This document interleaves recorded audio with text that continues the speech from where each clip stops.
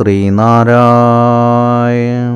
പരമഗുരവേ നമഃ. സുപ്രഭാതം. 1930 ദിവസമായ ഇന്ന് 2026 ആഗസ്റ്റ് മാസം 27 വ്യാഴാഴ്ച, 1202 ആണ്ട് ചിങ്ങമാസം 11 ഗുരുവചനങ്ങളിലൂടെ.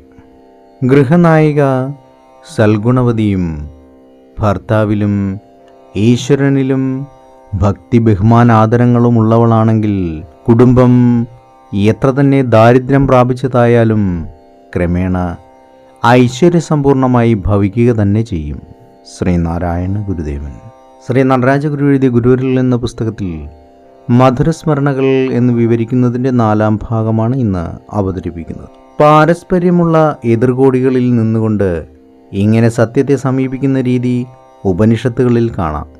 ഈശാവാസ്യോപനിഷത്തിൽ പൂഷനോടുള്ള ഒരു പ്രാർത്ഥനയുണ്ട്.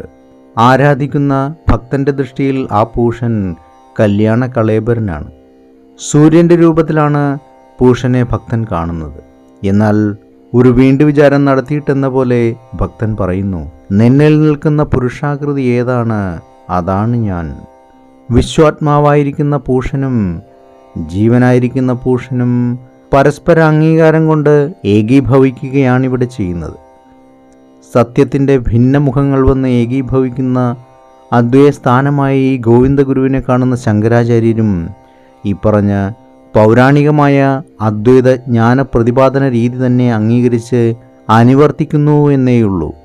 ഒരേ സമയം ഗോചരവും അഗോചരവുമായ ഗുരുസ്വരൂപത്തിൽ ജ്ഞാതൃജ്ഞേയങ്ങളും പരാപരഭാവങ്ങളും ഭിന്നതയറ്റ് അലിഞ്ഞു ചേർന്ന് ഒരു സത്യമായി തീരുന്നു. പരമാനന്ദ സ്വരൂപമായ ഗുരുത്വത്തിൽ നിന്നും വേറിട്ട് നിൽക്കുന്നൊരു ഗുരുവില്ല.